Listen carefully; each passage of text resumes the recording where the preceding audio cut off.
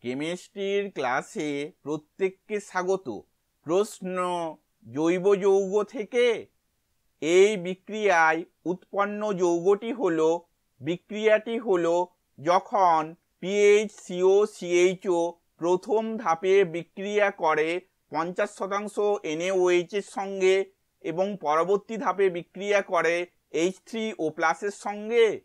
উৎপন্ন যৌগ অপশানগুলি হলো A PHCOCOOH, B PHCH2CHO, C PHCOCH3, D PHCHOH COOH।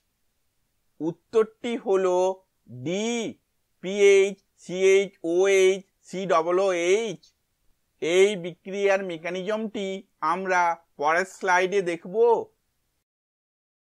এটি হলো আমাদের PHCOCHO এবং এটি হলো OH-।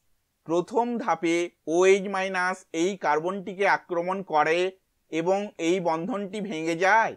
এর ফলে পরবর্তী ধাপে উৎপন্ন যৌগটি হলো এই যৌগটি PHCOCO-HOH।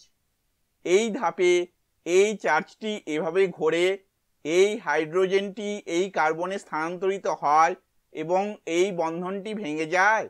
এর ফলে পরবর্তী ধাপে উৎপন্ন যৌগটি হলো PHCHO-COOH, যা পরবর্তী ধাপে পুনর্বিন্যস্ত হয়ে PHCHOH COO- উৎপন্ন করে।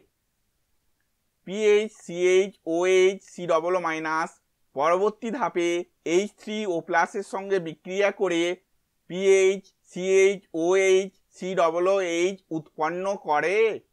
এই বিক্রিয়াটি অন্তঃআণবিক ক্যান্নিজারো বিক্রিয়ার একটি উদাহরণ। ভিডিওটি দেখার জন্য ধন্যবাদ।